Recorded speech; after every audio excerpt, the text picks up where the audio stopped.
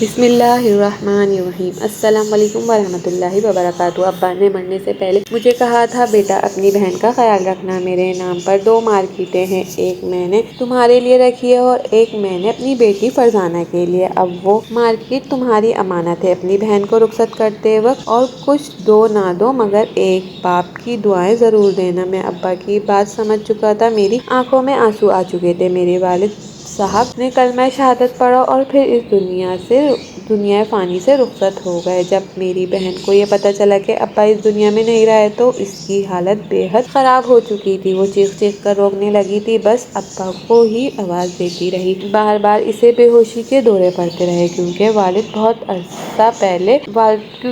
बहुत अरसा पहले इंतकाल कर चुकी थी। अब घर में सिर्फ मैं और मेरी बहन ही बाकी रह गए थे, और ऐसे मुश्किल वक्त में हम दोनों बहन भाई एक दूसरे का सहारा थे। रिश्तेदार चंद रोज रहे और फिर चले गए। अपने अब्बा की आखिरी वसीयत की तरह मैंने अपनी बहन का बहुत ध्यान रखा। कभी इसके साथ सख्ती से पेश नहीं आया, बिल्कुल वैसे ही रखा जैसे अब्बा ने कहा। बेशक वो मेरी भी लाडली थी। मेरी शादी की उम्र हो चुकी थी। खानदान की औरतें मेरे पास आती और बहाने से यही कहती कि अगर तुम चाहो तो हम तुम्हें अपना बेटा बना लेते हैं, तुम हमारे घर के दामाद बन जाओ, वगैरह वगैरह। लेकिन मैं ये फैसला कर चुका था कि मुझे शादी इस खानदान में नहीं करनी ही नहीं। सबकी नज़र हमारी मार्केट पर थी। मेरी बहन की उम्र भी सिर्फ 18 साल थी और इसके लिए ख़ानदान भर से रिश्ते आना शुरू हो चुके थे। लेकिन मैं जल्दबाजी का फैसला करने वालों में से नहीं था। जानता था ख़ानदान भर में ये बात मशहूर हो चुकी है कि मेरी बहन के नाम एक पूरी मार्केट है जिसका किराया ही अच्छा खासा है। मैं बस अपनी बहन की शादी इस ऐसे शख्स से करना चाहता हूँ जो इसके साथ मुखलिस हो, इसकी दौलत के पीछे ना हो, बल्कि इसे पसंद करे, खुशियाँ दे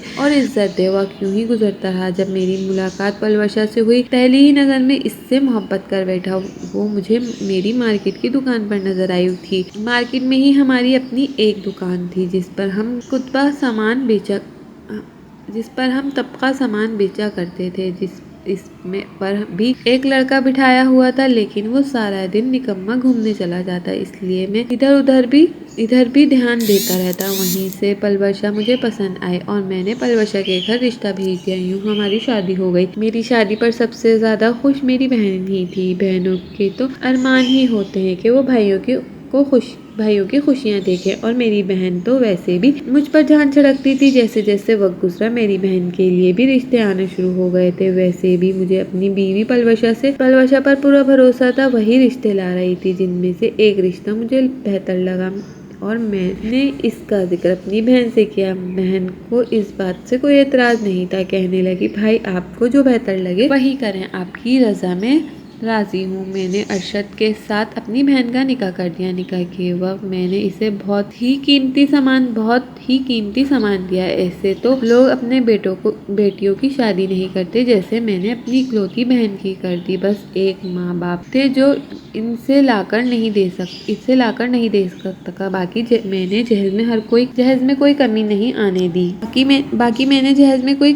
आने दी। अरशद ने तो जहेज के नाम पर एक आना भी नहीं मांगा था, लेकिन मैंने खुद ही सब कुछ अपनी बहन को बतौर तोहफा दिया था। फरजाना भी यही कहती रही कि भाई इतना सब कुछ मेरे लिए मत करो, आखिर में इतने सामान का क्या करूँगी। मुझे तो ज्वेलरी पहनने का शौक ही नहीं, सोना पहनना मुझे अच्छा नहीं लगता। लेकिन मैंने इसकी एक न सुनी। पलवशा भी मेरे साथ खुश थी। वक्त यूं ही आगे बढ़ने लगा। जिंदगी पुरसुकून चल रही थी। मेरी बहन पहले हर हफ्ते में 2 मरतबा मेरे पास चक्कर लगाया करती थी। इसका शौहर बैरून मुल्क में जॉब करता था। अपने घर में अकेली रहती। जब इसका दिल तंग पड़ता तो मेरी तरफ आ जाती और हम अक्सर साथ ही खाना खाया करते थे। बचपन की यादें ताज़ा करते और अपने माँ बाप के साथ गुजरे लम्हात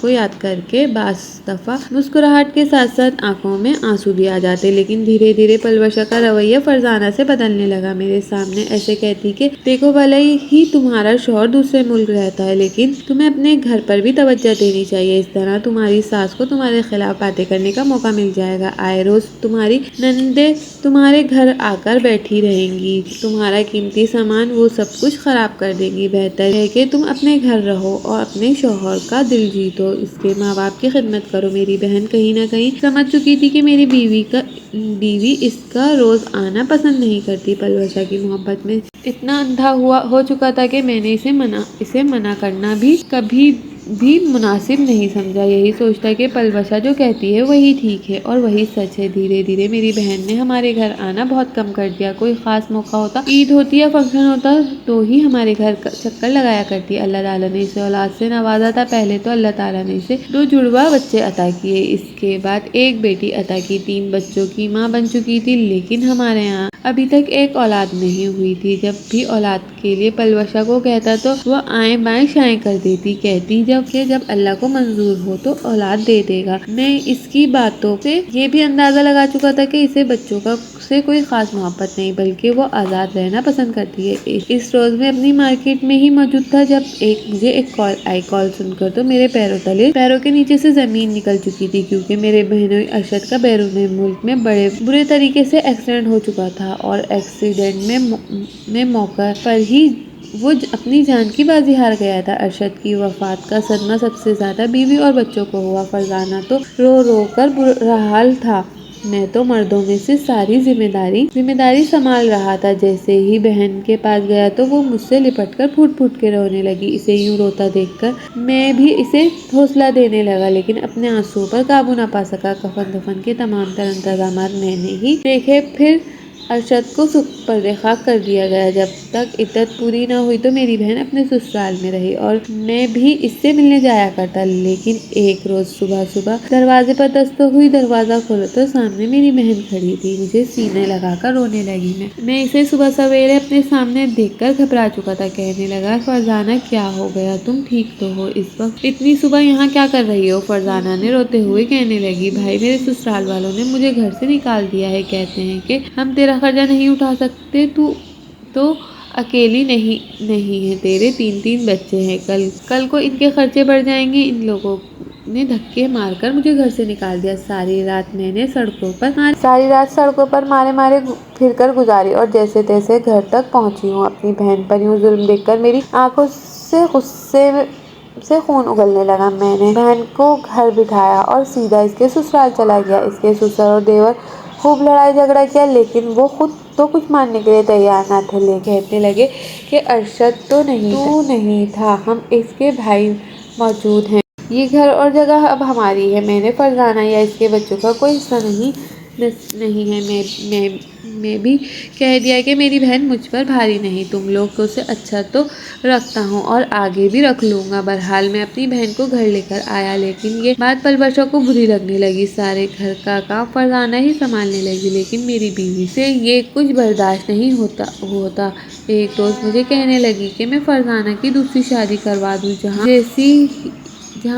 जहाँ जैसी हो, खूबसूरत है, लेकिन इसके लिए तो कोई भी रिश्ता मिल जाएगा। मैंने जब ये सुना तो अपनी बहन से भी इसका जिक्र किया। फरजाना से कहा तो तुम शादी कर लो, तुम्हारी पहली मर्तबा तुम्हारे नसीब जैसे निकले, लेकिन जरूरी तो नहीं कि हर मर्तबा ऐसा ही हो। फरजाना रोने लगी, छोटे छोटे बच्चों को मेरे सामने कर दिया। रोते हुए कहने लगी, भाई क्या मेरा दूसरा शौहर मेरे बच्चों को मोहब्बत दे पाएगा जो इसका सगा बाप देता था? मेरे बच्चे सौतेले बाप का जुल्म सहते रह जाएंगे। बेटे तो बर्दाश्त कर लेंगे, लेकिन मेरी बेटी अरशद, तू ऐसे अपने जिगर का टुकड़ा कहा करते थे। मगर अगर मेरा शौहर मेरी बेटी पर हाथ लगाएगा, इसे डांटेगा, मारेगा, चिल्लाएगा, मैं कैसे ये सब कुछ बर्दाश्त करूंगी? मेरी बहन ने साफ इनकार कर चुकी थी और वो कभी भी ऐसा नहीं करेगी। तो मैं खामोश हो गया। इतने अरसे बाद मेरे घर में खुशखबरी आने वाली थी। एक रोज बीवी की तबीयत खराब हुई, डॉक्टर के पास लेकर गया तो ये पता चला कि पलवशा माँ बनने वाली है। मैं तो खुशी से हवा में उड़ रहा था, लेकिन मुझसे ज्यादा फरजाना खुश थी। कहने लगी कि सारे घर की जिम्मेदारी संभाल लूंगी और अपनी भाभी का खूब ध्यान रखूंगी ताकि इनकी सेहत पर कुछ असर ना पड़े। पलवशा ने मेरी बहन को नौकरानी समझने लगी थी। सारे काम इससे करवाती, यहाँ तक कि अपनी टांगे भी दबवाती, सर भी धुलवाती, हर काम करवाती। अल्लाह ताला ने मुझे पहले औलाद बेटा अता किया था। मेरी बहन ने जब पहली मर्तबा मेरी औलाद को उठाया तो खुशी से रोने लगी। अल्लाह ताला का शुक्र अदा करने लगी। शुक्राने के निफल अदा किए। अल्लाह ताला ने मेरे भाई को सेहत तो सलामती वाली औलाद अता फरमाई। मेरी बीवी इसे डांट भी देती, झिड़क भी देती, मैं भी अपनी बीवी की बातों में आकर कभी इससे माथे पर बल डालकर बात कर देता, लेकिन फिर भी इसने कभी मुंह से एक अल्फाज नहीं निकाला था। मुस्कुराकर आगे से जवाब दे देती। जब पलवशा को लगा कि वो कुछ भी मेरी बहन को कहती रही, मुझे ख़ास फ़र्क नहीं पड़ा। मेरा सारा ध्यान तो अपने बेटे और इसकी तरफ है, तो इसने अपनी हदों को भलांगना शुरू कर देती। एक वक्त वो भी आया जब मेरा बेटा बोलने के काबिल हुआ। बास दफ़ा बच्चे इधर उधर से सुनकर गालियाँ सीख जाते हैं। मेरे बेटे ने भी गाली सुन ली थी, और वो सुनी भी यकीनन अपनी माँ से ही थी, क्योंकि पलवशा अक्सर गुस्से में मेरी बहन के बच्चों को गालियाँ दे दिया करती थी। इन्हें कुत्ते या कुत्ती कह दिया करती थी, और वहीं मेरे बेटे ने इन्हें कुत्ते या कुत्ती कह दिया करती थी। वहीं से मेरे बेटे ने भी ये गाली सीख ली। एक रोज़ जब मेरी बहन काम करके आई तो इसे ने खेलते हुए भतीजे को उठाकर इसको गाल पर ज़ोर से भौंसा दिया। मेरा बेटा वहीं पर गुस्से से अपनी फुप्पो को गाली देने लगा। इसने फुप्पो कहना सीखा ही न था, बल्कि कुत्ती कहकर बुलाया करता था, और बजाय नाराज़ होने के मेरी बहन हंस दिया करती। गोया इसके मुंह से ये अल्फाज सुनकर भी इसे खुशी महसूस होती थी, और एक मर्तबा फिर इसके गाल को चूम लेती। इसे तंग करती। वो जब तक गालियाँ निकालता रहता, मेरी बहन इसे चुभती ही रहती। अगर मैं अपने सामने ये सब कुछ होते हुए देखता तो बेटे को डांटता। एक मर्तबा जब मेरे सामने इसने फरजाना को गाली दी तो मैंने इसे डांट चुका था कि खबरदार, जो दोबारा तुमने फुप्पो को गाली दी तो मैं पलवशा को भी डांटा। ये गालियाँ क्यों सिखाती हो? जब ये गालियाँ निकलेंगी तो इसे डांटा करो, मारा करो, लेकिन वो तो उल्टा मुझसे ही लड़ पड़ी। ये तुम्हारी बहन के बदतमीज़ बच्चे हैं। तुम्हारी बहन ने अपनी औलाद को सर पर चढ़ा रखा है। हर वक्त मेरा बच्चा इनके साथ ही रहता है। इन्होंने ही बिगाड़ा हुआ है। हकीकत क्या थी मैं जानता था, फिर भी मेरी दिलचस्पी अपनी बहन और भांजियों से कम होने लगी थी। ये तुम्हारी बहन के ही बदतमीज़ बच्चे हैं। तुम्हारी बहन ने अपनी औलाद को सर पर चढ़ा रखा है। हर वक्त मेरा बच्चा इनके साथ रहता है। उन्होंने ही इसे बिगाड़ा हुआ है। हकीकत क्या थी मैं जानता था, फिर भी मेरी दिलचस्पी अपनी बहन और भांजे भांजियों में कम होने लगी थी। एक वक्त वो भी आया जब मेरे भांजे भांजियाँ स्कूल जाने के काबिल हो गए। मेरी बहन मेरे पास आई, कहने लगी कि भाई बच्चों को स्कूल दाखिल करवाना है, लेकिन मेरी बीवी पास ही बैठी थी। फ़ौरन खर्चे लेकर बैठ गई। माहाना खर्चों की किताब मेरे सामने ला रखी। कहने लगी, एक तो महंगाई बढ़ती चली जा रही है, 100 खर्चे हैं, कहाँ से पूरे होंगे? अगर ये बच्चे भी स्कूल जाने लगेंगे तो हमारे तो अखराजात पूरे ही नहीं होंगे। मैं भी अपनी बीवी के हाँ में हाँ मिला रहा था। कहने लगा कि सब्र कर जाओ, 1-2 साल बाद दाखिल करवा देंगे बच्चों को। फ़िलहाल महंगाई बहुत ज़्यादा हो चुकी है और मार्केट में किराएदार पैसे नहीं दे रहे। जबकि आज ही मैं सब्ज़ी का किराया लेकर आया था, और जब फरजाना कमरे में दाखिल हुई तो मेरे हाथ में नोटों की गड्डियाँ भी मौजूद थीं, जिसे मैंने फ़ौरन तकिए के नीचे छुपा चुका था। मेरी बहन ने जब ये सुना तो फ़ौरन कहने लगी, भाई पहले ही मेरे बच्चे बड़े हो चुके हैं, अभी तक इनको स्कूल नहीं डाला, बहुत लेट हो चुके हैं। इनकी तालीम के मुताबिक इनके हम उम्र बच्चे तो 2री या 3री क्लास में पढ़ रहे हैं। अब मज़ीद कितना इंतज़ार करूँगी? मैं कुछ नहीं बोला था।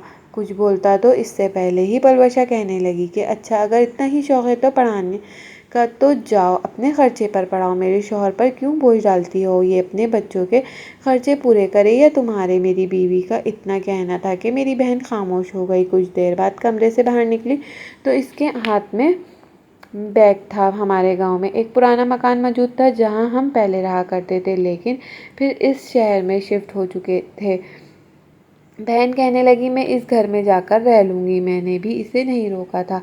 मेरी बहन वहाँ चली गई। मैंने खर्चे के नाम पर इसके हाथ में 1 रुपया भी नहीं रखा। गांव जाकर सबसे पहले तो इसने अपना जेवर बेचा। जेवर का कुछ हिस्सा बेचकर इसने घर में सौदा सल्फ मंगाया, फिर अपने लिए सिलाई मशीन ली और यूँ कपड़े सिलाई कढ़ाई करके वो अपना और बच्चों का गुजारा करने लगी। अपने बच्चों के लिए इसने सरकारी स्कूल मुंतखब किया और वहीं बच्चों को पढ़ाने लगी। मुझे भी अपनी बहन पर ख़ास रग़बत नहीं हो रही थी। वो जैसे यतीम हो गई हो या जैसे मेरा इससे कोई वास्ता ही नहीं। मैं पलवशा और अपने बच्चों के साथ खुश था। धीरे धीरे वक्त गुजरा और 2 बच्चों का बाप बन गया। मेरी बहन के बच्चे मिडिल तक तालीम हासिल कर चुके थे, लेकिन आगे तालीम हासिल करने के लिए इनके पास पैसे नहीं थे। वो कई सालों बाद मेरे घर आई थी। मेरे बच्चे जो अच्छे खासे इंग्लिश मीडियम स्कूल में पढ़ रहे थे, किसी चीज़ की कोई कमी नहीं थी। इस रोज़ बहन मेरे घर आई और कहने लगी, भाई मेरे हिस्से की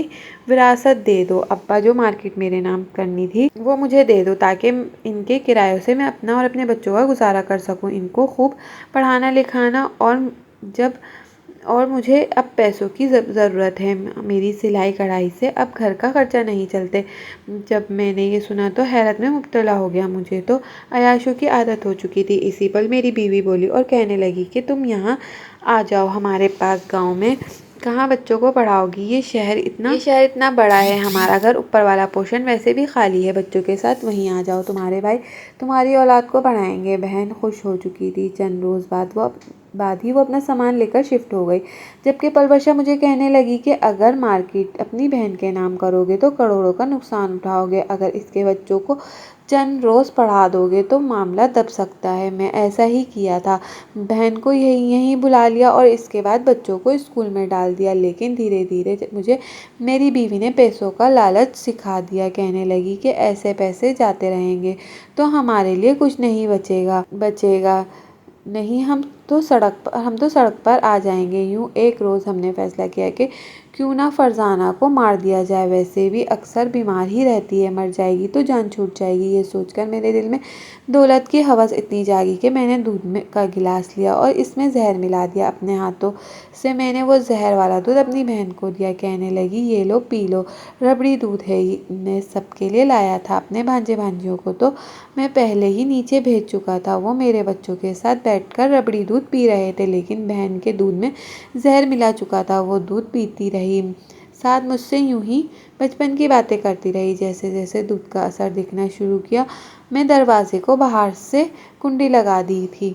मेरी बहन अंदर ही तड़प कर मर गई। इसके मुंह से झाग निकल आया और फर्श पर कांच और गिलास बिखर गए। मैंने सारे सबूत साफ कर दिए और अपनी बहन को बिस्तर पर लिटाकर इसकी कलाई में छुरी से कट लगा दिया। खून हर सू बहने लगा। खुद नीचे आ गया। थोड़ी देर बाद जब मेरे भांजे भांजी ऊपर गए तो चीखने चिल्लाने की आवाज़ें आने लगी। सबसे ज़्यादा मैं ही धाड़े मारकर रोया था कि मेरी बहन मर गई। अपने हाथों से तदफीन का इंतज़ाम किया। दिल ही दिल में पलवशा खुश थी कि चलो जान छूटी। बच्चों को हमने पलवशा के मरने के बाद ही इसके माँ बाप के पास दरिया में भेज दिया, लेकिन उन्होंने भी रुकने से इनकार कर दिया। कहने लगे, हम क्यों पालें, हमारे अपने 100 खर्चे हैं। मैंने भी बच्चों को यूं ही सड़क पर छोड़ दिया। बहन के ससुराल के पड़ोस में रहने वाले शख्स ने जब देखा कि वो मेरे भांजे भांजियों को इस इदारे में छोड़ आया है जहाँ इसे कई लावारिस बच्चे रहते हैं जिनका कोई ठिकाना नहीं होता। मैं अपनी ज़िंदगी बड़ी खुशोखुर्रम गुजार रहा था, लेकिन मेरे बेटे जवान हो गए। बेटों ने कहा कि कनाडा में बिजनेस करना है, मार्केट बेचनी है। मैंने अपनी बहन वाली सारी मार्केट बेच दी। करोड़ों रुपए हाथ आए।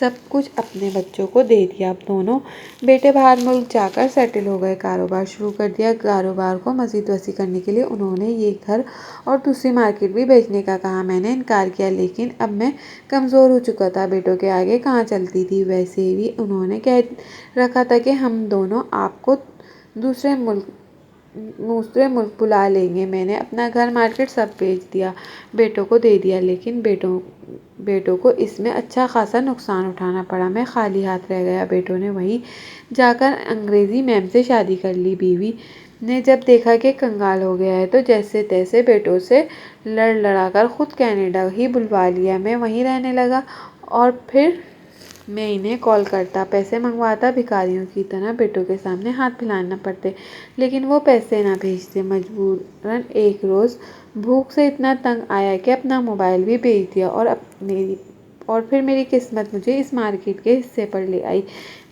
आई कि मैं अब बैठा सारा दिन लोगों के आते जाते देखता रहता हूँ। ये ज़मीन, ये पैसे, सब कुछ यूं ही आबाद रहे, लेकिन मैं उजड़ कर रह गया। शायद मैं अपने माँ बाप की वसीयत नहीं मानी थी, अपनी बहन को इसका हक नहीं दिया था। अगर आज मैं अपनी बहन को इसका हक दे देता, इसका कत्ल ना करता, तो शायद मेरी ज़िंदगी कुछ और होती। अरे मेरी बहन तो मेरी गाली भी फूल समझ गाली को भी फूल समझा करती थी, और मैंने क्या किया, अपने हाथों से अपनी खुशियों का गला घोट दिया और अब मेरी एक भिखारी बनकर सड़कों पर भीख मांगता हूँ, फिरता हूँ और अपना पेट पालता हूँ। नाज़रीन, इस कहानी से हासिल होने वाली सबसे अहम और दिलचस्प सबक ये है कि दुनिया की आर्जी दौलत, जायदाद और लालच के पीछे इंसान जब अंधा होता है तो ना सिर्फ अपनी खुशियाँ खो देता है, बल्कि अपने रब की नाराज़गी को, अपने ज़मीर की मौत को और अपने ख़ानदान की बर्बादी का सामान भी खुद करता है। बहन भाई का रिश्ता दुनिया के सबसे पाकीज़ा और मजबूत रिश्तों में से एक है। बहन के दुख सुख और मोहब्बत की मिसालें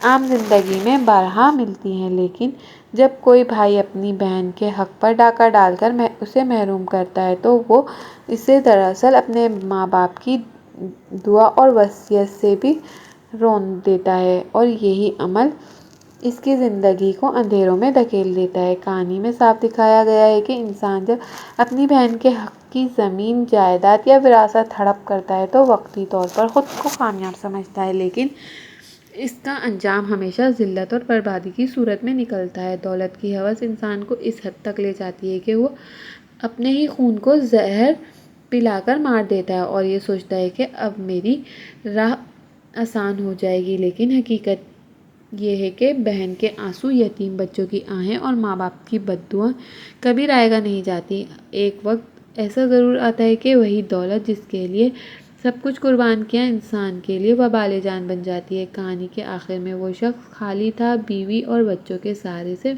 महरूम होकर तन्हा रह जाता है। तो ये हकीकत खुलती है कि दौलत से कभी सुकून नहीं खरीदा जा सकता। असल सुकून तो बहन भाई के साथ मोहब्बत, एक दूसरे का हक का ख्याल रखना और माँ बाप की दुआओं में छुपा होता है। जो शख्स अपनी बहन को इसका हक देता है वो दरअसल अपनी ज़िंदगी में बरकत डालता है, लेकिन जो शख्स लालच के अंधेपन में बहन के हिस्से पर कब्जा करता है वो अपनी खुशियों का गला घोटता है। इस सबक को हम सब ने एक आईना समझना है कि दौलत और दुनियावी लालच फ़ानी है, लेकिन बहन भाई के रिश्ते और वालिदैन की तरबियत और दुआएं दायमी हैं। अगर हमने वक्त पर अपनों के हुकूक अदा ना किए, अगर हमने लालच में आकर दूसरों को महरूम किया, तो वक्त हमें इबरतनाक अंजाम ज़रूर तक ले जाएगा। लिहाजा ये कहानी हमें ये सबक सिखाती है कि बहन को हक देना ना सिर्फ इसके लिए सुकून का बायस है, बल्कि हमारे अपने मुस्तकबिल के लिए भी कामयाबी और खुशियों की ज़मानत है। वरना विरासत में ख़यानत और रिश्तों के साथ बेवफाई इंसान को दुनिया और आखिरत दोनों में रुस्वा कर देती है। नाज़रीन, आपको आज की कहानी कैसी लगी? कमेंट बॉक्स में अपनी राय का इजहार ज़रूर करें। वीडियो पसंद आए तो वीडियो को लाइक करें और दूसरों तक शेयर ज़रूर करें, और मज़ीद इस तरह की सबक आमोज़ कहानियाँ सुनने के लिए हमारे चैनल को सब्सक्राइब करें। अल्लाह हाफ़िज़।